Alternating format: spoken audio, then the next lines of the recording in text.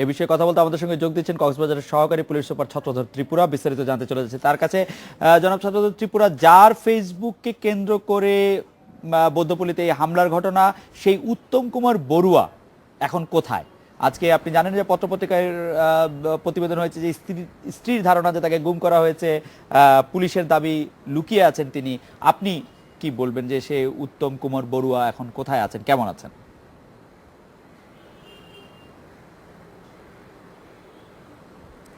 ধন্যবাদ আপনাকে প্রশ্ন করার জন্য। আসলে যার ফেসবুকে কাজ করা হয়েছিল যে ছবিটা নিয়ে এই ঘটনা, আমরা তার বিরুদ্ধে তথ্য প্রমাণের ভিত্তিতে আমরা চার্জশিটভুক্ত করেছি। আসলে আমরা এবং বিভিন্ন গোয়েন্দা সংস্থার কাছে আমরা বলেছি যদি কোথাও সে থেকে থাকে তাহলে আমাদেরকে তথ্য দেওয়ার জন্য। এখনও আসলে আমরা তাদেরকে ট্রেস করতে পারিনি উত্তম কুমার বড়ুয়াকে। তো আমরা চাচ্ছি যে যদি কোনো তার ট্রেস পাওয়া যায় বা তথ্য প্রমাণ পাওয়া যায় তাকে আমরা গ্রেপ্তার করে আইনের আওতায় আনবো। জনাব ছত্রধর ত্রিপুরা, কক্সবাজারের রামুখিয়া এবং টেকনাফের বৌদ্ধ মন্দিরে যে সন্ত্রাসী হামলা হয়েছে তার 2 বছর পুরো হয়ে গেছে। এখন পর্যন্ত বিজিবি ও পুলিশ বৌদ্ধপল্লীতে পাহারায় আছে। এই পরিস্থিতিকে আপনি স্বাভাবিক বলবেন? স্বাভাবিক না হলে এটা স্বাভাবিক কবে হবে?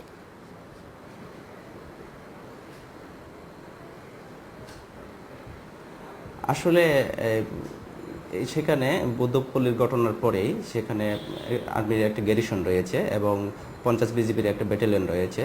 আসলে আমরা রুটিন কাজ হিসেবে সেখানে যেহেতু সীমান্তবর্তী এলাকা, সেখানে বিজিবির যে নিয়মিত টহল তার রুটিন ওয়ার্ক হিসেবে সেটা করেছে এবং যেহেতু সেনাবাহিনীর একটা ক্যাম্প রয়েছে তারাও তাদের নিরাপত্তার কারণেই সেখানে তাদের রুটিন যে টহল সেরকমই ধরে নিয়েছে। আসলে আমাদের দৃষ্টিতে সেরকম কোনো আতঙ্কিত হওয়ার মতো কথা নেই। আপনারা নিশ্চয়ই দেখেছেন যে এখানে মাননীয় প্রধানমন্ত্রী দৃষ্টিনন্দন অনেক বিহার করে দিয়েছেন। একটি যেহেতু ঘটনা ঘটে গেছে সেখানে লোকজনের মনে ভয় থাকতে পারে, কিন্তু আমরা পুলিশ প্রশাসন বিষয়টাকে সেরকম করে দেখছি না। আমরা সকলের নিরাপত্তাকে প্রাধান্য দিচ্ছি। রামুর ঘটনায় বিভাগীয় কমিশনের নেতৃত্বে যে তদন্ত প্রতিবেদন ছিল তাতে আমরা দেখেছিলাম যে হামলার নেতৃত্বে থাকা অনেকেই আওয়ামী লীগের নেতাকর্মী। তারা এখন কোথায়? হামলায় জড়িত বিএনপি জামাতের নেতাকর্মীরাই বা কোথায়, যাদের কথা বিভাগীয় কমিশনারের যে নেতৃত্বে যে তদন্ত প্রতিবেদন তাতে তার কথা আমরা বলছি? জি, আসলে বিভাগীয় ইনকোয়ারি এবং মামলার তদন্ত বিষয়টা এক নয়। তদন্তের ক্ষেত্রে আপনার সাক্ষ্য প্রমাণ উপস্থাপন করতে হবে এবং সাক্ষ্য প্রমাণের ভিত্তি করেই আমরা অভিযোগপত্র দাখিল করেছি। আসলে অনেকেই অনেক কথা যদি বলেও থাকে, আমরা যাদের বিরুদ্ধেই তথ্য প্রমাণ পেয়েছি তাদের বিরুদ্ধেই কিন্তু অভিযোগপত্র দাখিল করেছি। আপনি জেনে থাকবেন যে এজাহার নামে 375 জন ছিল। আমরা মামলায় তথ্য প্রাপ্তির সাপেক্ষে আমরা 969 জনের বিরুদ্ধে আমরা চার্জশিট দাখিল করেছি। আসলে মামলা তদন্তকালীন আমরা বলেছি যাদের নাম এসেছে তাদের বিরুদ্ধে আমরা তথ্য প্রমাণ হাজির করতে পেরেছি এবং তথ্য প্রমাণ প্রাপ্তির সাপেক্ষে আমরা কিন্তু 969 জনকে চার্জশিটভুক্ত করেছি এবং তার মধ্যে কিন্তু গ্রেপ্তার হয়েছে 536 জন। জি, ছত্রধর ত্রিপুরা, আপনাকে ধন্যবাদ। সময় মতো শ্রমিকদের বেতন বোনাস দিতে পারবে না এমন ঝুঁকিতে আছে দেশের 27টি পোশাক কারখানা। ছোট ও মাঝারি এসব কারখানা মালিকদের ঈদের আগেই পাওনা মিটিয়ে দেওয়ার নির্দেশ দিয়েছে মালিকদের সংগঠন বিজিএমইএ। আর তোবার ঘটনা এড়াতে এই বিষয়ে নজরদারি বাড়াবে শ্রম মন্ত্রণালয়।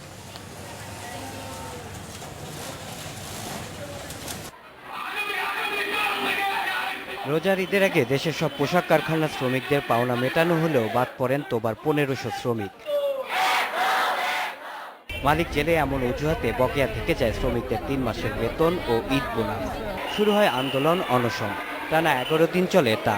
পরে বিজিএমইএ এর পক্ষ থেকে বেতন ওভারটাইম দেয়া হলে শান্ত হয় পরিস্থিতি।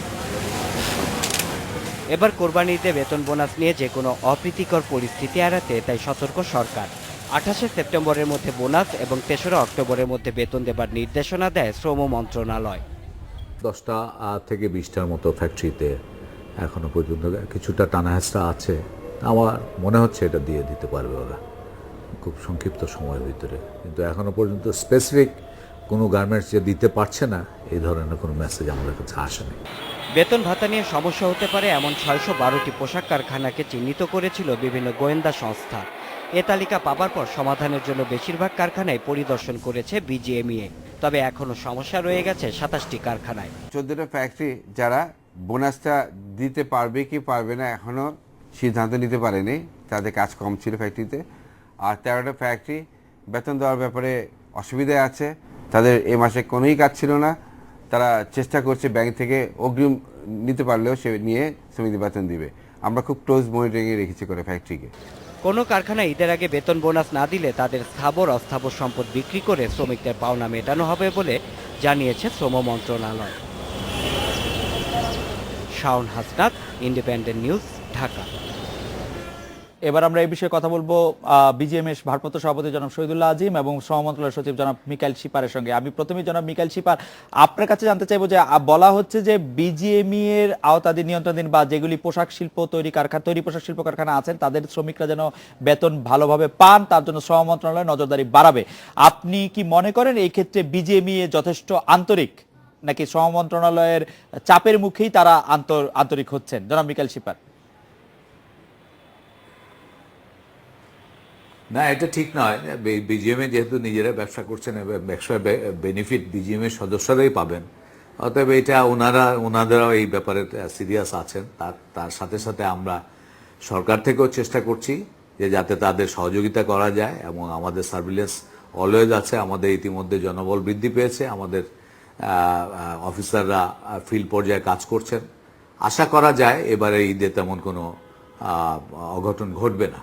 জনাব শহীদুল্লাহ আজিম, শ্রম মন্ত্রণালয় কি অকারণেই আপনাদের উপর বেশি চাপ রাখছেন বা এসব কথা পত্রপত্রিকায় নিয়ে আসছেন, মানুষজনের সাথে কথা বলছেন, আমাদেরকে জানাচ্ছেন, নাকি এই চাপটা আপনাদের সহযোগী হিসেবেই কাজ করছে? জনাব শহীদুল্লাহ আজিম।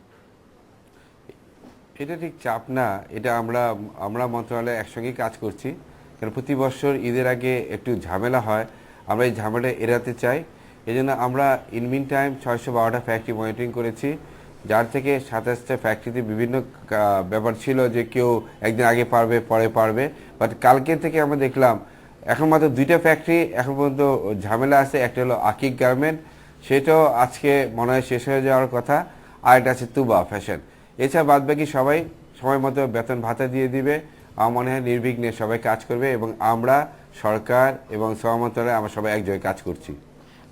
জনাব মিকাইল শিপার, আপনার কাছে খুব দ্রুত জানতে চাইবো যে যুক্তরাষ্ট্রের বাজারে বাংলাদেশের পণ্যগুলির জিএসপি সুবিধা ফিরে পেতে 200 জন কারখানা পরিদর্শক নিয়োগ দেওয়ার একটি শর্ত ছিল।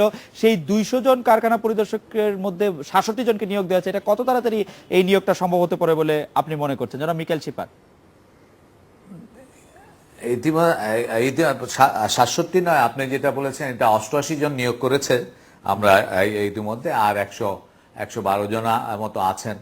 আমরা বিশ্বাস করি, এবং আজকেই আমার পিএসসি চেয়ারম্যান মহোদয়ের সাথে আলাপ হয়েছে খুব সহসাই, এবং উনি আশ্বাস দিয়েছেন আগামী 15ই নভেম্বরের মধ্যে 15 অক্টোবরের মধ্যে আমাদের উনি যথেষ্ট সংখ্যক ক্লাস 2 অফিসার নিয়োগের সুপারিশ আমাদের কাছে পাঠাতে পারবেন। জনাব মিকাইল শিপার, আপনাকে ধন্যবাদ। আমি জনাব শহীদুল্লাহ আজিম আপনাকে জানতে চাইবো যে এইবারের ঈদে বড় কোনো অস্থিরতা হওয়ার সম্ভাবনা নেই বলে কি আপনি মনে করছেন জনাব শহীদুল্লাহ আজিম? পোশাক খাত, বেতন ভাতা, বোনাস নিয়ে মনে হয় সেরকম বড় কোনো অস্থিরতার সম্ভাবনা নেই। সবাই আমরা কাজ করছি, এবং ফ্যাক্টরিগুলো চেষ্টা করছে যেমন শ্রমিকরা নির্বিঘ্নে ঈদ করতে পারে, তাদের বেতন ভাতা নিয়ে বাড়ি ফিরতে পারে। জনাব শহীদুল্লাহ আজিম, আপনাকে ধন্যবাদ। এই ছিল আজকের এডিটর স্পিকে আমন্ত্রণ আমাদের পরের আয়োজনে।